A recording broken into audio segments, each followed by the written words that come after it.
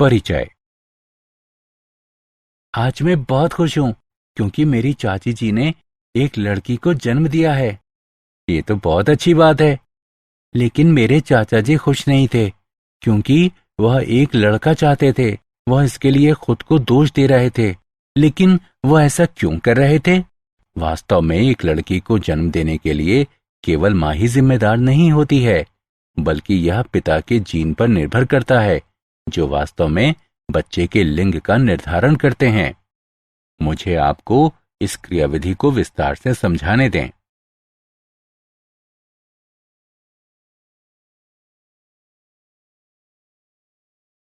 उद्देश्य। इस पाठ के अंत में आप निम्न करने में सक्षम हो जाएंगे: लिंग निर्धारण की क्रियाविधि समझना, उत्परिवर्तन के बारे में समझना, वंशावली विश्लेषण को समझना, विभिन्न प्रकार के आनुवंशिक विकारों की पहचान करना। लिंग निर्धारण।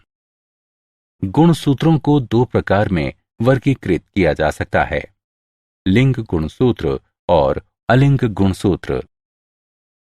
लिंग गुणसूत्र किसी जीव के लिंग का निर्धारण करने में शामिल गुणसूत्र को प्रायः X या Y के रूप में निर्दिष्ट किया जाता है। अलिंग गुणसूत्र। लिंग गुणसूत्र के अलावा गुणसूत्रों के सभी युग्म अलिंग गुणसूत्र कहलाते हैं। लिंग निर्धारण क्रियाविधि को तीन प्रकार में वर्गीकृत किया जा सकता है: XO प्रकार, XY प्रकार, ZW प्रकार। XO प्रकार, इसमें नर में केवल एक X गुणसूत्र जबकि मादा में X गुणसूत्र का एक जोड़ा होता है, उदाहरण टिड्ढा। XY प्रकार, इसमें नर में केवल एक X और एक Y गुणसूत्र जबकि मादा में X गुणसूत्र का एक जोड़ा होता है, उदाहरण मनुष्य। ZW प्रकार, इसमें मादा में केवल एक Z और एक W गुणसूत्र जबकि नर में Z गुणसूत्र का एक जोड़ा होता है, उदाहरण पक्षी।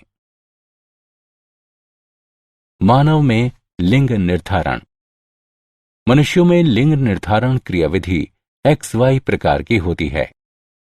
मनुष्यों में गुणसूत्र के 23 जोड़े होते हैं: 22 जोड़े अलिंग गुणसूत्र और एक जोड़ा लिंग गुणसूत्र, मादा में XX और नर में XY। शुक्राणु के साथ अंडाणु के निषेचन के दौरान दो प्रकार के युग्मक बन सकते हैं। इसलिए शिशु के बालक XY या बालिका XX होने की प्रायिकता 50% रहती है।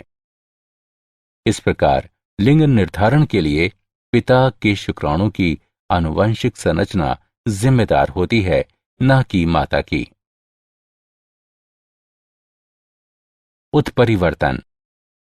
संतति में भिन्नताएं निम्न कारणों से पाई जा सकती हैं: गुणसूत्रों के विनिमय के बाद पुनर्योजन और उत्परिवर्तन। उत्परिवर्तन। उत्परिवर्तन एक घटना है जिससे DNA अनुक्रम में फेरबदल हो जाता है और फलस्वरूप जीव के जीनोटाइप तथा फिनोटाइप में परिवर्तन हो जाता है। उत्परिवर्तनजन कारक जो उत्परिवर्तन में शामिल होते हैं उत्परिवर्तनजन कहलाते हैं। उत्परिवर्तनजन हो सकते हैं रसायन जैसे कि क्षारीकरण अभिकर्मक, विकिरण जैसे कि पराबैंगनी किरणें, आयनकारी विकिरण आदि, विषाणु और भौतिक अभिकर्मक। उत्परिवर्तन के प्रकार। उत्परिवर्तन को निम्न प्रकार में वर्गीकृत किया जा सकता है: लोप। लोप DNA से एक या अनेक न्यूक्लियोटाइडों को हटाता है। अंतर्वेशन यानी अनुलिपीकरण। अंतर्वेशन एक या कई अतिरिक्त न्यूक्लियोटाइडों को DNA में जोड़ता है। बिंदु उत्परिवर्तन।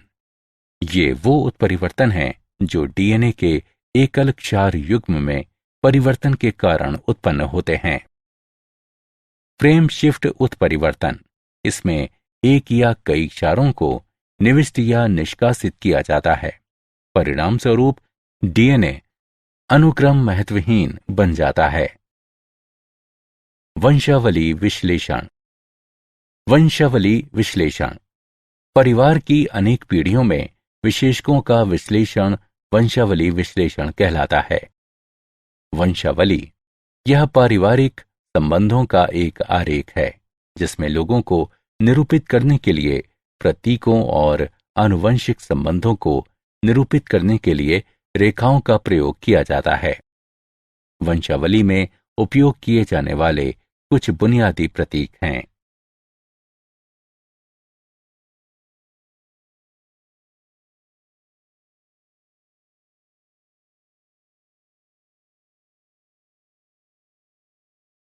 आनुवंशिक विकार। आनुवंशिक विकार एक अवस्था है जो व्यक्ति के डीएनए में विकृति के कारण उत्पन्न होती है।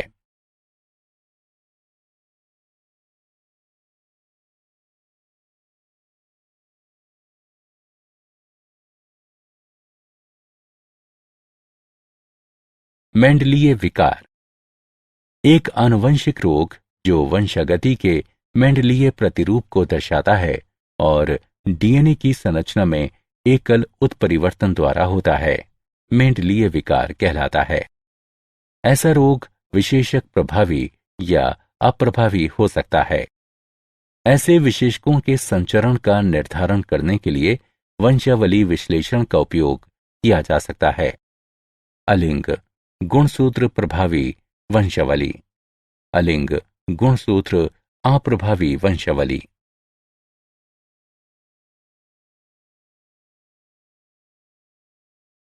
मेंडलीय विकार सबसे सामान्य मेंडलीय विकारों में से कुछ हैं हीमोफीलिया, सिस्टिक फाइब्रोसिस यानी फुटिए तंतुम्यता, दात्र कोशिका अरक्तता, वर्णआंधता और फिनाइल कीटोन्यूरिया।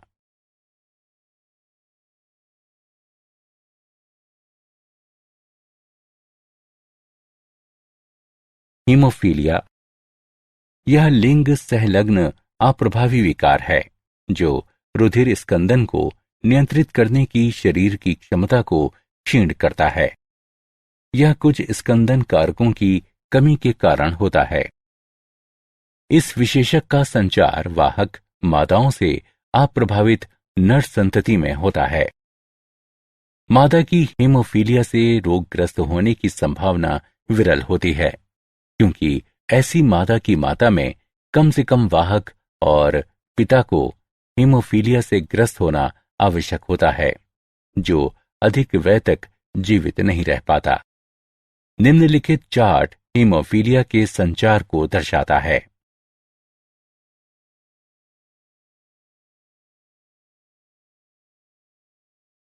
सिस्टिक फाइब्रोसिस यानी फुटिए तंतुम्यता। सिस्टिक फाइब्रोसिस एक आनुवंशिक विकार है जो CFTR प्रोटीन की जीन कोडिंग के विलोपन के कारण होता है। यह गुणसूत्र 7 की लंबी भुजा पर स्थित होती है। प्रायः 3 न्यूक्लियोटाइड की हानि होती है जिसके परिणाम स्वरूप CFTR प्रोटीन के अनुक्रम और रचना में परिवर्तन हो जाता है जिससे ये अब क्रियात्मक हो जाती है। CFTR प्रोटीन कोशिका पृष्ठ झिल्ली के पार क्लोराइड आयनों के परिवहन को नियंत्रित करती है। इससे जीव का वैद्युत अपघट्य संतुलन क्षतिग्रस्त हो जाता है और फलस्वरूप बहिस्रावी ग्रंथियों में परिवर्तन हो जाता है। फेफड़े का झिल्ली स्तर असामान्य रूप से गाढ़ा श्लेष्म उत्पन्न करता है जिसके परिणाम स्वरूप बार बार संक्रमण होता है और सांस लेने में कठिनाई होती है। रोग अग्नाशय की एंजाइमी विफलता को भी बढ़ावा देता है जिसके कारण भोजन के पाचन और अवशोषण में विकार उत्पन्न हो जाते हैं। इन ग्रंथियों में लंबे समय तक स्राव के धारण के कारण स्रावी अंगों जैसे कि यकृत तथा अग्नाशय में फाइब्रोसिस हो जाती है। स्रावी अपक्रिया के कारण श्वेत ग्रंथि सोडियम क्लोराइड की अधिक सांद्रता वाला पसीना उत्पन्न करती है, जिसे नमकीन श्वेत के रूप में जाना जाता है। दात्र कोशिका अरक्तता यानी सिकल सेल एनीमिया। यह अलिंग अप्रभावी विशेषक है जो जनक से संतति में तब पहुंचता है जब दोनों जनक जीन के वाहक होते हैं। रोग का नियंत्रण अलील का एकल जोड़ा HbA और HbS करता है। Hb की घात S के लिए केवल समयुग्मजीव व्यक्ति ही रोगग्रस्त फिनोटाइप दर्शाते हैं। इस विकार का कारण हीमोग्लोबिन की बीटा श्रृंखला की छठी स्थिति पर स्थित वैलीन द्वारा ग्लूटेमिक अम्ल का प्रतिस्थापन है। इस प्रकार आरबीसी का आकार बदलकर लंबा दात्राकार हो जाता है।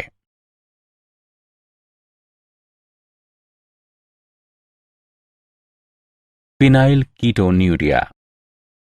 फिनाइल कीटोन्यूरिया ये एक अलिंग गुणसूत्र अप्रभावी विकार है जो मस्तिष्क में फिनाइल एलेनिनी के संचय के कारण होता है, जिसके परिणाम स्वरूप मानसिक दुर्बलता आ जाती है। क्रोमोसोमीय विकार। ये विकार एक या अधिक गुणसूत्रों की अनुपस्थिति या अधिकता या असामान्य विन्यास के कारण उत्पन्न होते हैं। ऐसे विकार हो सकते हैं असुगुणिता, एनियोप्लोइडी, कोशिका विभाजन चक्र के दौरान क्रोमेटिड के विसंयोजन की विफलता के कारण एक क्रोमोसोम की अधिकता या हानि हो जाती है। इसे एनियोप्लोइडी कहते हैं। बहुगुणिता। बहुगुणिता एक अवस्था है जो तब पाई जाती है जब अंत्यावस्था के बाद कोशिका द्रव्य विभाजन नहीं होता है, जिसके परिणाम स्वरूप क्रोमोसोम के पूरे सेट में वृद्धि हो जाती है। ट्राइसोमी।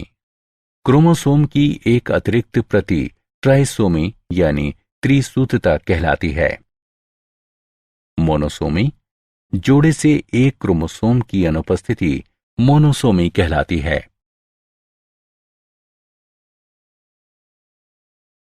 क्रोमोसोमीय विकार।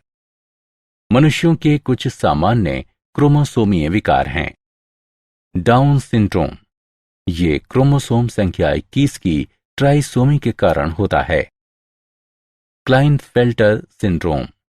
यह मनुष्य के शुक्राणु XXY में X क्रोमोसोम की अतिरिक्त प्रति की उपस्थिति के कारण होता है। Turner syndrome. ये मानव अंडाणु XO में एक X क्रोमोसोम की अनुपस्थिति के कारण होता है।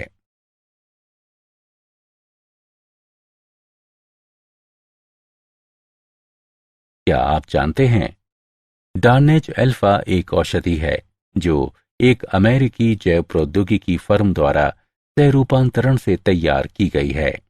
ये सिस्टिक फाइब्रोसिस, एक मेंडलीय आनुवंशिक विकार के उपचार में मदद करती है।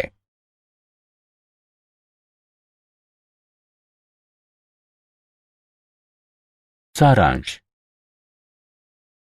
आइए हमने जो कुछ सीखा है उसे संक्षेप में दोहराएं। लिंग निर्धारण क्रियाविधि 3 प्रकार की होती है, XO, XY और ZW।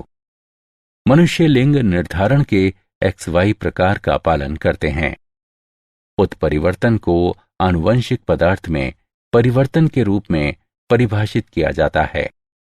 एक आनुवंशिक रोग जो वंशागति के मेंडलीय प्रतिरूप को दर्शाता है और डीएनए की संरचना में एकल उत्परिवर्तन द्वारा होता है, मेंडलीय विकार कहलाता है।